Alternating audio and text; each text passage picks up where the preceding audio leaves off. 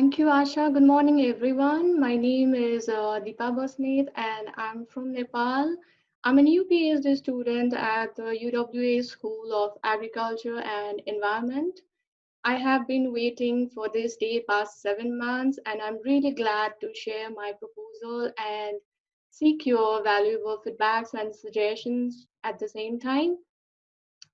I will be conducting my research under the supervision of Ram Pandit, Marit Kraft, and Abby Roses. And the title of my research is Stakeholders' Preferences for Water Quality and Land Restoration Activities in the Phewa Lake Catchment Area, Nepal. As we know that lake is a body of water that is surrounded by land. There are millions of lakes in the world, and according to the literatures, we have over 5,000 different types of lakes in Nepal as well. Out of these, I have selected the Phewa Lake as my study site. The Phewa Lake is located in the central part of Nepal.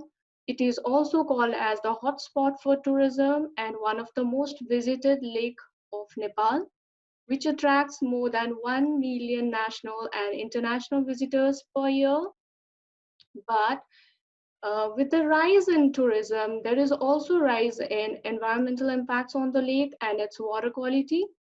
The human activity like rural road constructions, traditional agricultural system, infrastructure development activities, etc. are the primary causes of floods, landslides, soil erosion in the upstream catchment, and siltation in the lake. These activities are directly affecting the water quality of the lake by nutrient runoff containing nitrogen, phosphorus-based fertilizers from the fields upstream, leading to the eutrophication in the lake and causing the blue-green algal blooms. Projections shows that with the same rate of siltation and human encroachment, the lake will shrink to 80% of its current size by 110 years. Uh, since the lake is of high importance, since the lake is of high importance for the country, different print medias have shown their concern regarding the deteriorating condition of the lake. The studies in the Phewa Lake are mostly confined to water quality assessment, land use changes, fisheries management, water pollution, including two non-market valuation studies only. One was for recreational value of Phewa Lake using travel cost method, and another was for estimating the willingness to pay for water hyacinth control using contingent valuation method in 2018. It shows uh, it shows that there is and sorry, these are the few findings of the past researchers in the same lake. Uh, it shows that there is a clear research gap to understand preference. Uh, uh, it shows that there is a clear research gap to understand preference of different stakeholders to manage the Phewa Lake catchment. Understanding the preference is essential because visitors are mainly interested in better water quality in the lake, whereas the farmers in the upstream without compensation will continue to do the same agricultural practices. That deteriorates the water quality of the lake. To address this problem, it is very important to have a good understanding of the preferences of visitors to improve the lake water quality and farmers' preferences to accept the compensation to change their land use practices or to engage in land restoration programs. Hence, my research aims to fulfill this gap. From the policy and practice point of view, My research would be, my research would help the Lake Management Authority to think about the potential payment on ecosystem services mechanism to improve the water quality through land restoration in the upstream of Phewa Lake watershed. So regarding this, I have three objectives.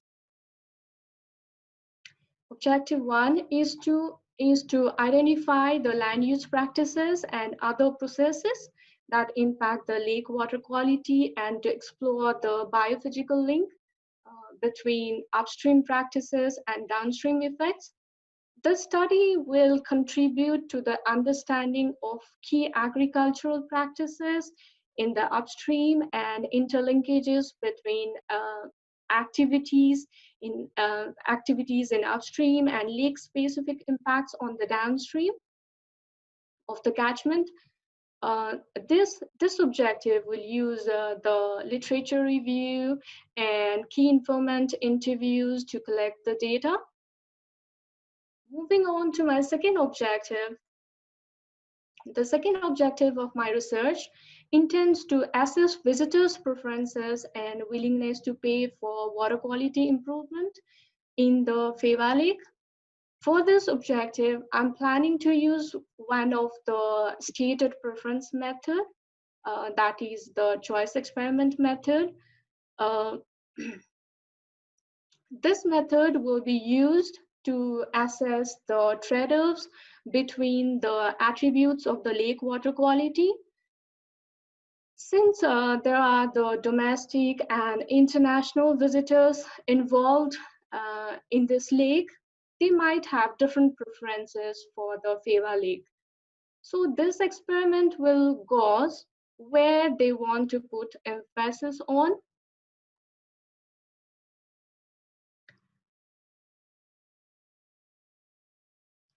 So for this, I have decided to use a non-probability sampling method to identify the respondents. The study will also use the standard non-market valuation survey approach that involves the literature review and focus group discussions to develop the survey instrument, particularly to identify the relevant water quality attributes and their level. The probable water quality attributes taken from the literature that could also that could include feces stop, visibility, chlorophyll content, water hyacinth coverage, odor, and lake management fund. That could be a monetary attribute. These attributes are purely based on the literatures only. These are just the candidate attributes. Then the survey instrument will be prepared, face-to-face interview will be conducted to collect the visitors' preferences for the water quality improvement program. For this, approximately 500 respondents will be interviewed. For the analysis of the data, the different type of logit models like multinomial logit model, mixed logit model, and Latin class model will be explored. Now moving on to my third objective. The third objective of my research intends to assess upstream farmer communities' willingness to accept for improvement in agricultural practices.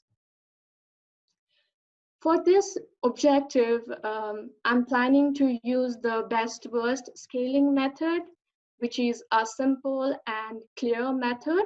And along with best scaling method, the contingent valuation method will be used as well.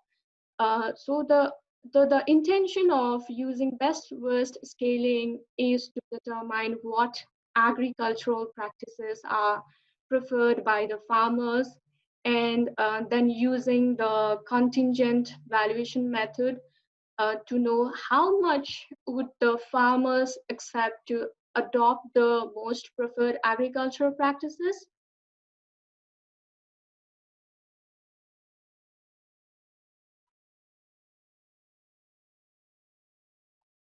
For this study, the non-probability sampling method will be used again uh, to identify the respondents. The study will use the non-market valuation approach that will involve literature review and focus group discussion at the field to develop the survey instrument, particularly to identify relevant agri-environmental practices attributes.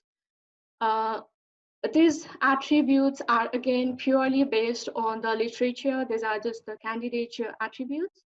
The agri-environmental practices attributes would include use of farm manures, use of less chemicals in the field, use of nitrogen-fixing plants, um, uh, using terrace farming at the field, and revenue for adopting changes in agricultural practices, which could be the monetary attribute for the survey. The survey instrument will be prepared, then the survey instrument will be prepared, face-to-face interview will be conducted to collect data on upstream farmer communities, uh, to collect the data on upstream farmer communities' preferences to adopt for improving the agricultural practices that affects the water quality in the lake.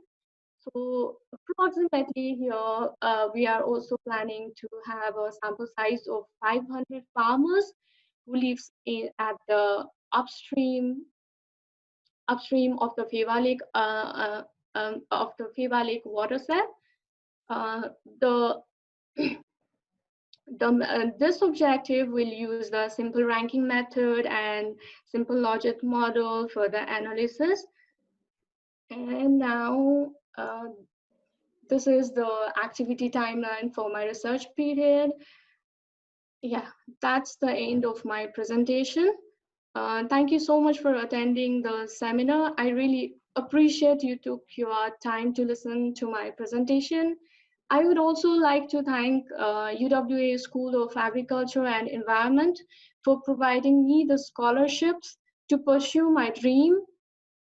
I would also like to thank my dear supervisors, Ram, Marit, and AB for the patience, guidance, encouragement, and advice throughout this time. I'm indebted to all the humble, supportive faculty members and my dear colleagues at the school. Uh, I'd be very happy to answer any question you have or any recommendation for my study. Yeah, that's all. Thank you.